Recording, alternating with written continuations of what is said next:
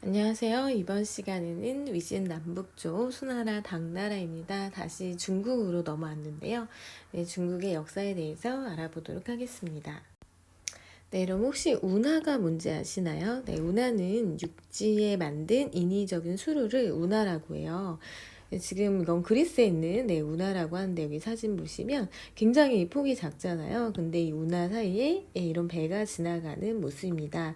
이 배가 엔진을 켜고 가면 좀 배에 손상이 갈 수도 있고 주변 지역에 영향을 줄 수 있다. 그래서 사실 여기 보면 조그만 배가 큰 배를 끌고 가고 있는데 여러분 이런 게 운하예요. 그러니까 원래 이게 있는 게 아니라 인공적으로 만든 거죠. 육지에 길을 만들어서 이렇게 배가 이동할 수 있게 만든 건데 중국에도 강이 많아요. 황허강도 있고 뭐 양쯔강도 있고 해서 많은데 이런 강들 때문에 이렇게 물건을 나르기 위해서는 운하가 필요합니다.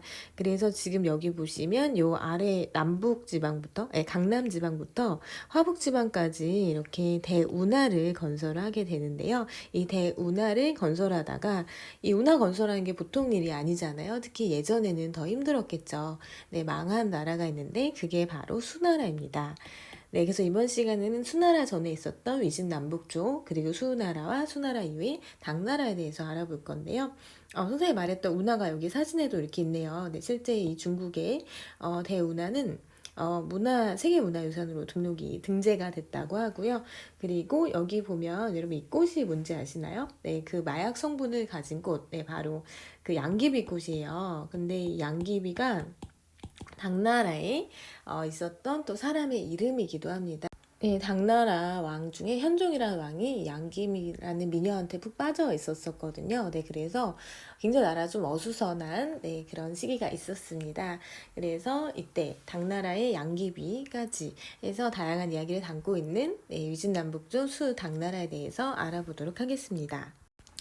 네, 그럼 중국의 역사 다시 한번 쭉 지금까지 배웠던 거 정리해보면 먼저 상나라, 주나라가 있었죠. 상나라 하면은 뭐가 기억나야 되냐면 갑골문.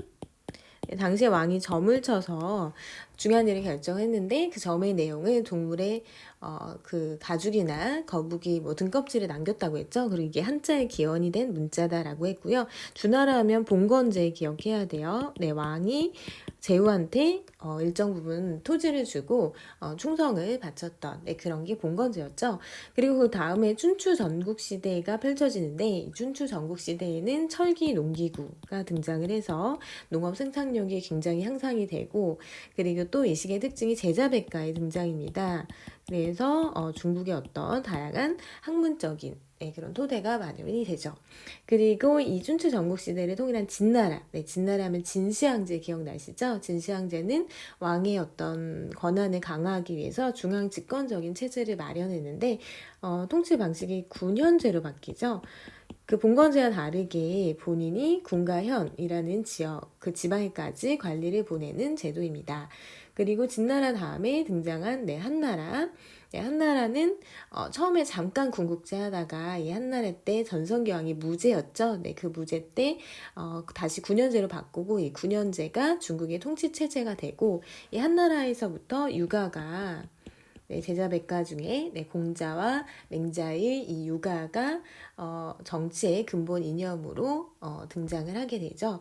그리고 또 이때 비단길도 만들어지고요. 장건을 보내서 만들었던 비단길도 있었고 또 역사책 사마천의 사기 같은 역사책도 이때 등장을 하게 됩니다. 그리고 체륜의 재지술 종이를 만드는 기술도 한나라와 관련이 있었죠. 그럼 오늘은 이 위진 남북조 시대인데요. 또 이 한나라 이후에 굉장히 분열기, 혼란기가 오게 됩니다. 그게 위진 남북조 시대에 그럼 삼국지라는 아마 소설 한 번쯤은 들어봤을 거예요. 이 삼국지가 바로 배경이 위진 남북조 시기입니다. 이때 삼국지에 해당된 나라가 위, 초, 오나라인데 이 위진 남북조 시대와 관련이 있고요. 그리고 이 위진 남북조 시대를 송일한 수나라. 수나라는 아까 선생님이 얘기했지만 그 대운하를 건설하려다가 좀 빨리 망해요. 한 38년 정도 만에 망하고 그 다음에 등장한 나라가 당나라입니다. 당나라는 좀 귀족적인 문화가 발달하게 돼요. 그래서 어떻게 그런 변화가 나타나는지 이번 시간에는 위진 남북조 시대부터 당나라까지 알아보도록 하겠습니다. 네, 첫 번째로 위진남북조 시대에 대해서 알아볼게요. 그 3세기 초에 이제 한나라의 황제, 한나라는 전환과 후환이 있다고 했죠. 중간에 잠깐 신나라가 등장했었다고 했는데, 이 후환의 황제가 위나라의 왕인 조비에게 황제 자리를 넘겨주고 한나라가 멸망을 하게 됩니다. 그래서 보시면 이제 후한이 멸망을 하고 분열이 돼요. 분열이 되는데 그게 위, 초, 오 이 세 나라고, 이 세 나라가 선생님이 얘기했지만 삼국지의 배경이 되는 나라가 돼요. 그런데 이 위나라 같은 경우에는 사실 크게 그 천하 통일을 하지는 못해요. 왜냐하면 위나라의 대장군 사마이라는 사람이 있었는데 이 사람이 반란을 일으켜서 권력을 장악하고 좀 혼란스러웠어요. 그런데 이 위나라의 뒤를 이어서 이제 진나라의 시대가 되게 되는데 진나라는 오를 공격하고 결국 중국을 통일을 하기는 합니다. 하지만 이때는 좀 전쟁 중이었고 왕위를 놓고 다툼이 굉장히 심해서 건국한 지 얼마 안 돼서 다른 또 제국들이 반란을 일으키거든요. 그래서 이런 뭐 혼란의 시기가 지속이 되는 가운데 북방의 민족들이 이제 침입을 하게 됩니다. 대표적인 민족, 여러분 그 흉노족 기억하시죠? 한나라의 무제가 그 흉노족을 공격하기 위해서 장건을 대월지로 보내서 같이 힘을 잡고 공격을 하려고 했었는데 결국 실패는 하게 되지만 비단길을 개척을 하게 되잖아요. 그 민족이 이제 흉노족, 대표적인 북방의 민족인데 이 흉노족이 침입을 이제 하게 됩니다. 그래서 흉노, 갈, 저, 강, 선비 등 5개 북방 민족이 이 화베이가 중국의 북쪽이에요. 그런 지방을 지배하면서 16개의 나라를 세웠어요. 그래서 5개의 오랑캐가 16개의 국가를 세웠다라고 해서 오랑캐를 호라고 부르기 때문에 이 시기를 516국 시기라고 합니다. 그런데 그 16개의 나라가 있었는데 그 중에 선비족이 세운 선비족이라는 그 오랑캐 중에 하나가 세운 나라가 이 화베이 지역, 화베이가 화북 지역이거든요. 이쪽 지역을 통일하게 돼요. 그래서 북쪽 지역은 북조의 시대가 열리게 됩니다. 그래서 56국을 통일하고, 근데 이 선비족은 자기네의 문화가 아니라 당시 한나라, 한나라의 문물을 수용을 하는 그런 모습을 보이죠. 그리고 북위 지역에는 여러 왕조가 등장을 하게 됩니다. 그러면 이 강의 남쪽, 남쪽 지역은 어떠냐를 보면은 남쪽은 아까 진나라, 동진이라는 동진이라고 불리는 나라가 이 지역을 좀 통일을 했었어요. 그런데 동진도 이제 멸망을 하고 여러 왕조가 등장을 하게 돼요. 그래서 강남 지역을 남조라고 부르거든요. 그래서 이름이 왜 위진남북조 시대인지 보면은 처음에 위나라한테 이 한나라가 망하면서 정권을 넘겨줬다고 했죠. 근데 위촉으로 대립을 하다가 진나라가 통일했습니다. 통일을 했는데 그런데 이제 남조와 북조로 나눠져서 서로 지배를 하게 됐죠. 그래서 이 이름을 따서 위진남북조 시대라고 합니다. 그래서 위진남북조 시대에 처음 위초고 진나라 그리고 북조와 남조 이렇게 있었다라고 보시면 되고요. 여기가 이 황허강을 주변으로 해서 위쪽이 북조, 북위 지역이고 아래쪽이 남조, 강남 지방이 됩니다. 교과서 내용 한번 정리해 보겠습니다. 후한이 망한 다음에 위초고, 이게 삼국지죠. 세 나라가 대립하다가 이 위나라가 천하 통일을 하진 못하고 이렇게 좀 굉장히 혼란스럽다가 진이 천하를 통일해야 했습니다. 그래서 이름을 따서 위진이 되는 거죠. 그리고 북방의 5민족이 16개의 나라를 건설했죠. 그리고 진을 멸망시키고 그 다음에 5호 이들이 세운 나라와 한족이 세운 나라가 흥망을 거듭하게 되는데 이를 516국 시대라고 합니다. 지금 이거는 북쪽이에요. 화북지방. 그리고 5세기 초에는 선비족이 세운 나라가 화북을 통일하게 돼요. 그런데 이 나라는 한나라의 문물과 풍습을 적극적으로 받아들입니다. 이 균전제는 나중에 수나라와 당나라까지 이어지는데 뒤에서 설명드릴게요. 그 다음에 북방 민족이 밀려난 다음에 한족은 이 남쪽에 동진이라는 나라를 세우고 강남을 개발하게 돼요. 동진의 뒤를 이어서 한족 국가들이 등장을 하게 되는데 어쨌든 이 남조 지역인 거죠. 그래서 이 시기를 뭐라고 부르냐면 상고의 대립 시기부터 수의 통일까지 300년 동안의 시기, 즉 남부 왕조들이 대치한 시기를 위진 남북조 시대라고 합니다. 네, 다음으로 위진 남북조 시대의 사회 변화에 대해서 알아보도록 하겠습니다. 먼저 첫 번째는 국품 중정제인데요. 이 말은 이 중정관이라는 그 사람이 9개의 등급으로 관리를 나누어서 추천하는 제도입니다. 이 중정관이라는 사람은 중앙정부가 지방에 파견한 관리를 얘기하는데요. 중정관은 지방의 인재를 찾아서 그 사람들을 9개 등급으로 매겼어요. 그래서 중앙정부로 추천된 인재 중에서 관리를 추천을 하는 건데, 그런데 이 과정에서 지방의 호족들, 한나라 말기에 이 지방의 호족들이 굉장히 성장을 한다라고 얘기를 했었어요. 왜냐하면 이 사람들은 땅과 돈이 많거든요. 근데 이제 지방에 있는데 원래부터 중앙정계에 많이 진출을 했었어요. 그런데 이 원래는 호족을 견제하기 위해서 9개 등급으로 나눠서 관리를 추천하게끔 했었는데, 그런데 이 제도가 어떻게 변질되냐 하면 호족이 그거를 오히려 독차지하는 그런 모습을 보이게 됩니다. 그리고 그 관직은 또 세습이 되게 돼요. 그러니까 관리를 추천하는 과정에서 호족들이 서로 자기네끼리 똘똘 뭉쳐갖고 추천을 했다는 거죠.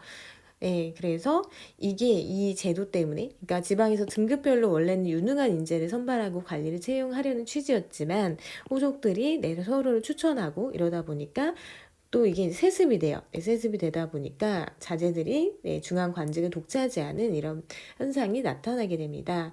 그리고 이 호족들은 일부 가문이 고위 관직을 세습하고 혼인으로 지위가 강화되다 보니까 자기들끼리 뭔가 똘똘 뭉치는 그런 모습을 보이는데, 그것이 문벌 귀족이 됩니다. 그래서 이 위진 남북조 시기부터 문벌 귀족이 등장을 하게 됩니다. 이 부분을 교과서로 정리해 보겠습니다. 위진 남북조의 중앙 세력은 후한 아래에 강력해진 이 지방의 호족 세력을 견제하고자 했어요. 그래서 지방에서 등급별로 추천한 유능한 인재를 관리로 선발하여 채용하는 급품 중정제를 실시를 하였습니다. 그런데 호족들이 서로 추천하면서 오히려 중앙 관직을 독차지하게 되고요. 이 과정에서 일부 가문들이 세습, 관직을 아들한테 물려주는 등 세습하고 혼인 관계를 맺음으로써 이를 강화하는 문벌 귀족 사회가 형성이 됩니다. 다음은 위진 남북조 시대의 문화입니다. 아까 선생님이 문벌 귀족이 드디어 성립되게 되었다고 하는데, 그러다 보니까 이들을 중심으로 한 문화가 발전하게 돼요. 귀족 문화가 발전하게 됩니다. 당시에 귀족들이 즐겼던 게 뭐 시라든지 서예, 글씨 쓰는 거라든지 그림이라고 하는데, 당연히 이런 게 이 시기에 발전하게 되고요. 그 다음에 사상으로는 노장 사상이 발달하게 됩니다. 노장 사상은 춘추 전국 시대에 등장했던 제자 백가 중에서 노자와 장자의 사상인데, 이분들은 이제 무의자연이라고 해서 인위적인 그런 현실에서 좀 벗어나서 자연과 함께하는 그런 거를 중요하게 여겼던 사람들이거든요. 당시 사회가 되게 혼란스러웠다고 했죠. 위진 남북조 시대는 전쟁이 끊이지 않았어요. 그래서 현실 정체에서 좀 벗어나고자 하는 그런 모습을 보이는데, 그게 노장 사상이고, 이런 게 이제 청담 사상으로 이어지게 되는 거예요. 그러니까 이거 같은 경우에는 어떤 무의자연, 어떤 현실을 떠나서 자연에 귀의하고자 하는 그런 모습도 보이고, 또 뭐 불로장생, 영원히 살고자 하는 그런 모습을 보입니다. 그리고 이 시기에 종교로 봤을 때 불교가 중국에서 발달을 하게 되는데요. 특히 그 북조에서 이 불교가 융성하게 됩니다.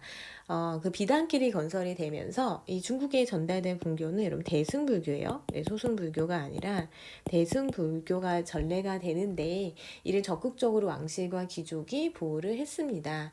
그래서 북조 황제의 어떤 권력 강화 수단으로서 활용이 되게 되는데, 당시에 그 불상을 만든 석굴을 보면은 이 불상의 모습이 황제의 얼굴을 갖고 있어요. 그래서 어떤 대규모 석굴 사원을 만들었는데, 이것이 황제 통제 권한을 강화하는 그런 수단으로 쓰이기도 했습니다.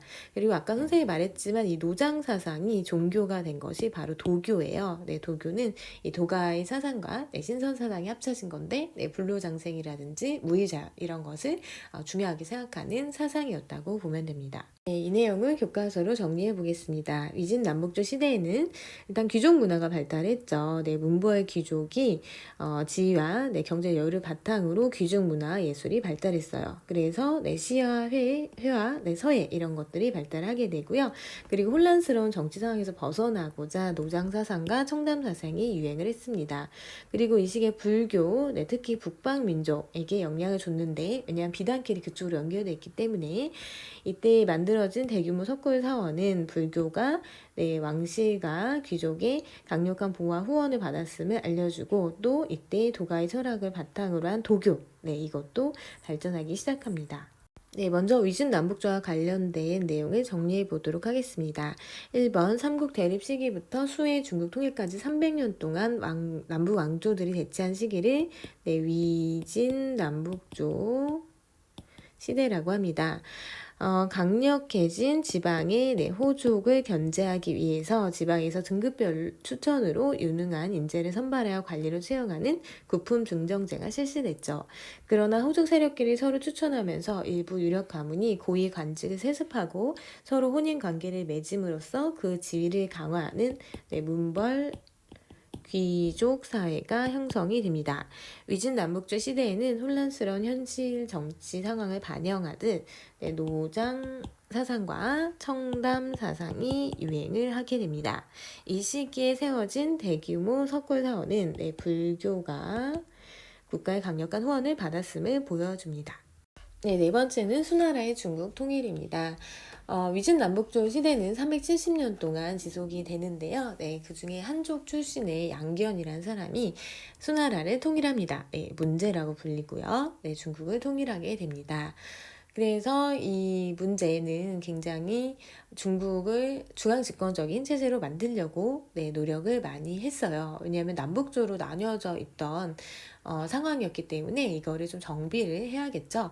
그래서 문제가 먼저 했던 게 구품 중정제를 폐지를 하게 됩니다. 우리 아까 위진 남북조 시대에 구품 중정제가 있었다고 했는데 이게 지방의 호족을 견제하기 위해서 만들어졌지만 오히려 문벌 귀족으로 변신하게 되고 관직을 독점하게 되잖아요. 이거를 이제 폐지를 하고 관리를 뽑을 때 시험을 보고 뽑기 시작을 하게 됩니다. 이렇게 함으로써 왕에게 충성하는 신하를 양성하고 귀족의 영향력을 줄이게 된 거죠. 이게 바로 뭐냐면 과거제예요. 우리도 예전에 관리를 뽑을 때 과거제라는 시험을 봤잖아요. 이런 걸 통해서 왕권을 좀 강화하고자 한 거고요. 그리고 귀족 세력을 누르기 위해서 귀족들이 개인적으로 병사를 갖고 있는 것을 모두 없앴다고 합니다. 그리고 이제 균전제와 부병제, 이거는 당나라에까지도 이어지기 때문에 여러분들이 알아두셔야 되는데 균전제는 사실 아까 그 북위에서 실시를 했던 거예요. 이거는 뭐냐면 국가가 토지를 농민에게 나누어 주고 그에 대한 대가로 세금을 걷는 제도입니다. 그리고 이제 세금은 뭘로 냈냐면 조용조라고 해서 이 세금은 조용조. 여기서 조는 공무를 내는 거고요. 세금으로 공무를 내는 거. 용은 군사나 어떤 공사의 노동력을 제공하는 거. 노동력. 그리고 조는 사람마다 그 지역의 직물이나 특산품을 내는 거예요. 직물이나 그 지역의 특산품을 세금으로 내는 이런 세금 체제가 이때 확립이 됩니다. 이거는 우리나라에도 영향을 주게 되고요. 그리고 부병제라고 해서 그 농부들이 병사가 되는 거예요. 그래서 농민들이 군사 훈련을 하면서 전쟁이 터지면 병사를 출정하게 하는 그런 제도입니다. 그래서 이런 제도가 이 수나라 문제 시기에 마련이 되게 됩니다. 그런데 그 다음으로 등장한 2대 황제, 양제의 경우에는 이 아버지가 이루었던 그런 건국의 어떤 초기 모습, 네, 이런 거를 조금 더 이렇게 확대시키려고 하다 보니까 대운하를 건설해야겠다 이런 생각을 하게 된 거죠. 네, 대운하는 아까 중국이 강이 되게 많은데 이 남쪽과 북쪽을 연결하는 인위적인 수로를 만든 거예요. 이렇게 하려면 대규모 토목 공사를 할 수밖에 없어요. 네, 굉장히 많은 또 노동력도 필요하고요. 네. 그리고 또 영토를 확장하기 위해서 북쪽에 돌궐족을 공격을 하게 되고 또 고구려에도 그 많은 군사를 보내서 정복을 하려고 했지만 고구려가 잘 막아내죠. 다 실패를 하게 됩니다. 어쨌든 이 백성들의 입장에서는 대규모 토목 공사와 전쟁이 많이 동원이 되다 보니까 반란을 일으키게 되고 결국 수나라는 멸망을 하게 됩니다. 네, 이 내용을 교과서로 정리해 보겠습니다. 이 분열의 시기를 끝내고 수나라가 중국을 재통일하게 되는데 일단 수나라의 문제는 시험으로 관리를 선발하는 과거제를 실시를 하게 되고 이 과거제는 나중에 계속 이어지게 되죠. 우리나라에도 영향을 주고 그리고 균전제와 부병제를 정비하여 이거를 실시하게 돼요. 국가 재정을 안정시키고 군사를 강화했고요. 그 다음에 그 아들 양제에 이르러서는 화북 지역과 강남 지역을 연결하는 대운하를 완성을 하게 됩니다. 그래서 이 두 강남과 강북에 달랐던 그 화북 지역에 달랐던 것이 서로 통합을 하게 되는 거죠. 그리고 대해 진실을 깨하면서 뭐 북쪽의 민족도 공격을 하게 되고 고구려 침략 시도했지만 실패했죠. 그리고 결국 이 농민들이 저항하면서 수는 건국 38년 만에 멸망을 하게 됩니다. 다음은 당나라입니다. 당나라는 그 고조가 장안에 도읍을 정하고 수도가 장안이었다는 거죠. 그래서 거기에 나라가 세워지게 됩니다. 그리고 이 당나라도 통치 체제를 확립을 하게 되는데요. 수나라의 제도를 좀 많이 물려받았어요. 그래서 토지 제도로는 균전제, 이거는 국가에서 백성들한테 토지 나눠주고 세금 받는 거라고 했죠. 그리고 이제 부병제, 이거는 농부하면서 군사훈련을 같이 받아서 그 병사로 일할 수 있게 하는 거고 그리고 또 시험 봐서 관리를 선발하는 과거제도 실시를 계속 하게 됩니다. 그리고 율령이라는 거는 법인데요. 이런 법 체제를 완성을 하게 됩니다. 그리고 행정 조직을 삼성육부제로 조직을 하게 되는데 이 삼성이라고 하면 중서성, 문화성, 상서성을 가리키는데 뭐 정책을 만들고 검토하고 그런 기관 이 세 개의 기관이고요. 그리고 육부라고 하면 이거를 집행하는 기관이에요. 그래서 이호, 이병, 형, 공이라고 하는데 이런 어떤 제도를 마련하게 되고요. 그리고 지방은 주와 현으로 나눠서 통치를 하게 됩니다. 그리고 영토 확장과 관련해서는 우리나라 연결이 되는 건데 신라와 연합을 해서 고구려와 백제를 멸망시키고 그 신라가 삼국 통일을 하게 되는 거죠. 당나라의 도움을 받아서. 그리고 이제 사회의 변화를 보면은 이 안사의 난 이거를 이해하기 위해서 여러분 양귀비라는 이 분에 대해서 좀 설명을 하면은 이 6대 당나라의 황제 중에 현종이라는 황제가 있었어요. 근데 이 현종이 양귀비라는 미녀한테 푹 빠져 있었다고 합니다. 그래서 양귀비의 뜻대로 정치를 하게 되고 나라가 굉장히 어수선해져요. 그래서 이 양귀비가 총애하던 당시에 지방의 절도사, 절도사라고 하면 지금의 뭐 도지사 같은 개념으로 보면 되는데 지방의 안록산이라는 사람이 자신의 부하 사사명과 함께 반란을 일으키게 됩니다. 이게 바로 안사의 난이에요. 안사의 난. 그래서 난이 이제 일어나는데 이 사건 이후로 사회가 많이 변화를 하게 돼요. 근데 선생님이 양귀비가 절세의 미녀다라고 해서 이렇게 그림이 남아있는데 실제로는 양귀비가 피부가 되게 하얗고 좀 통통했다고 해요. 약간 후덕한 모습을 보였다고 하는데 이거에 좀 더 가깝지 않을까라는 생각이 드는데 어쨌든 이렇게 다른 초상화가 남아있고요.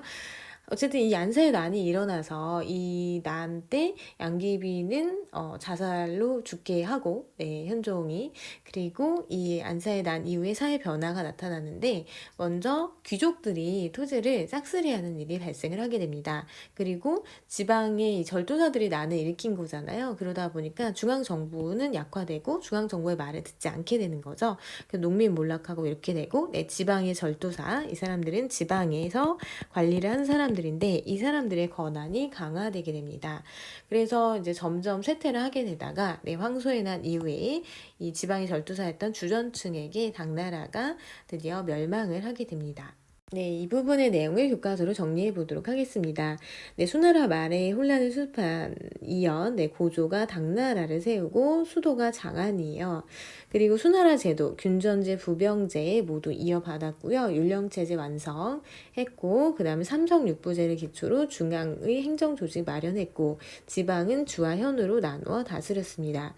그리고 과거제 계속 이어서 실시를 했고요. 그래서 이런 당의 통치 체제는 위진 남북조 시대부터 이어져 온 그런 결과물이라고 볼 수 있죠. 그리고 당나라는 돌궐 제국을 제압을 하고 영토 확보하고 비단길 장악하고 그리고 신라 연합하여 고구려와 백제를 멸망시켰습니다. 그러다가 이 안사의 난이 벌어지게 되는데 이거 이후에 당나라는 농민이 몰락하고 흔들리기 시작하죠. 중앙정부의 힘은 약해지고 그러다 보니까 자연스럽게 지방에서는 이 절도사의 권한이 강화되게 됩니다. 그러다가 결국 멸망하게 되죠. 안사의 난 이후에 이 당나라의 농민 지배 체제가 어떻게 바뀌었는지 살펴보면 원래 균전제예요. 균전제는 국가에서 토지 나눠주고 세금을 걷어들인 거죠. 그런데 균전제가 붕괴되고 귀족과 같은 사람이 대토지를 소유하는 현상이 나타나서 농민이 몰락하게 됩니다. 그리고 조용조, 원래 세금으로 곡물이라든지 노동력, 옷감이라는 특산물 내는 이런 방식이었는데 안사의 난 이후로는 균전제가 붕괴되기 때문에 이게 더 이상 할 수가 없어요. 그래서 양세법이라고 해서 1년에 2번 세금을 냈습니다. 부병제, 농민이 농한기에는 군사훈련을 받고 전쟁이 일어나면 군의로 싸우는 거였는데 농민이 몰락하게 되죠. 그러다 보니까 싸울 군인이 없기 때문에 이제 모병제가 실시가 돼요. 직업 군인들이 나타나게 되는 겁니다. 그래서 사회 변화를 여기 정리를 해보면 안사의 난 이후 당의 농민 지배 체제가 변화했다.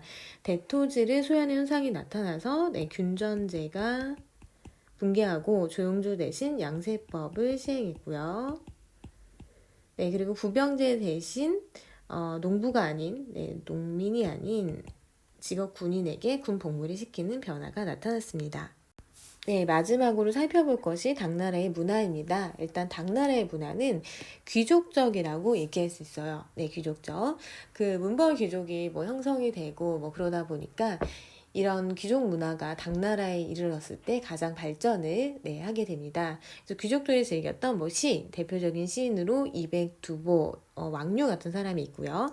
그리고 당시에 도자기 만드는 거 보면은 굉장히 화려해요. 이 당삼체라고 해서 만들어진 도자기의 모습인데요. 색채감이 굉장히 뛰어나고 귀족 문화의 영향을 받았다는 것을 알 수 있죠. 세 가지 색깔을 입혔다고 해서 당삼체라고 부르는데 이 색깔이 백색, 갈색, 녹색 세 가지 색깔이고 이 낙타라든지 아니면 이 사람들의 모습이 서역인이거든요. 당나라 사람이 아니라 그 당시에 서역 쪽에 있었던 사람들의 모습을 이렇게 도자기로 남겼는데 교역이 좀 활발했다는 거를 간접적으로 보여주는 모습으로 볼 수 있습니다. 그리고 학문으로는 유학이 계속 발달을 하게 되는데 훈과학을 집대성에서 오경정이라는 즉 이게 어떤 과거 시험을 준비한 사람들한테 교과서 역할을 하는 유교의 5가지 경전이 집대성으로 만들어지게 됩니다. 그리고 종교는 계속 이어서 불교와 도교가 영향을 미치고요. 그리고 당나라의 수도가 장안이에요. 장안. 이렇게 계획도시로 만들어진 곳이라고 하는데 여기는 아주 국제 도시였다고 해요. 그래서 많은 외국인들이 여기에 와서 살았다고 합니다. 그래서 이 장안에는 여러 다양한 종교 사원이 있었는데요. 그 사사왕조 페르시아 때 마니교가 등장하게 되거든요. 이 마니교는 조로아스터교의 또 여러 가지 신앙이 합쳐진 건데 그런 마니교 사원도 있었고 이슬람 사원도 있었다고 합니다. 그리고 외국 사신을 접대하는 그런 기구들도 있었고 그 외국에서 온 유학으로 온 학생들과 승려들이 굉장히 많았다고 해요. 그리고 당나라는 나중에 이슬람 우리가 제국과 관련해서 배울 때 나오겠지만 탈라스 전투라는 거를 벌여요. 이슬람 세력과 이 당나라가 싸우는데 결과는 뒤에서 이슬람 세계에 대해서 배우면서 확인해 보도록 하겠습니다. 근데 이 장안에서 발견된 것들 중에 보면은 이런 조각상이 있어요. 네, 이게 보면은 흑인이에요. 그 당시 당나라에 장안에 네, 흑인도 살고 있었다는 거를 알 수 있는데, 네, 어쨌든 정말 다양한 인종들이 모여서 살았던 네, 초대형 국제 도시였다는 거를 알 수 있죠. 네, 당나라의 문화에 대해서 교과서로 정리해 보겠습니다. 먼저 유교가 계속 존중받았고요. 그래서 한나라 때 발전했던 흥고학을 집대성한 해설서인 오경정의가 완성이 되었고 과거 시험의 기준이 됩니다. 그리고 네, 중국 불교가 발달하게 되는데 이 현장이라는 승려가 인도에서 네, 불경을 갖고 와서 번역을 했고요. 네, 도교도 역시 계속 유행을 하게 됩니다. 그 당나라의 문화는 네, 귀족 중심의 문화였고 네, 시라든지 회화, 서예 이런 게 계속 발달하게 되고요. 그리고 당삼체 이건 도자기인데 이거 역시 유행하게 됩니다. 네, 근데 당나라는 많은 나라와 교류했던 걸로 또 유명한데요. 여기 보면은 당나라의 수도인 장안에는 네, 뭐 신라부터 해서 일본, 돌고, 위구르 등등 네, 많은 나라에서 사신과 상인, 유학생, 승려들이 모여들었습니다. 그리고 네, 이 사람들의 다양한 상품을 가져와서 거래하게 되죠. 네, 그럼 지금까지 했던 수나라, 당나라 정리해 보겠습니다. 수나라 문제는 시험으로 관리를 선발하는 과거제를 실시했죠. 이 과거제는 부품 중정제를 폐지하고 네, 지방의 어떤 호족이라든지 문벌 귀족을 견제하기 위해서 만들어진 거고요.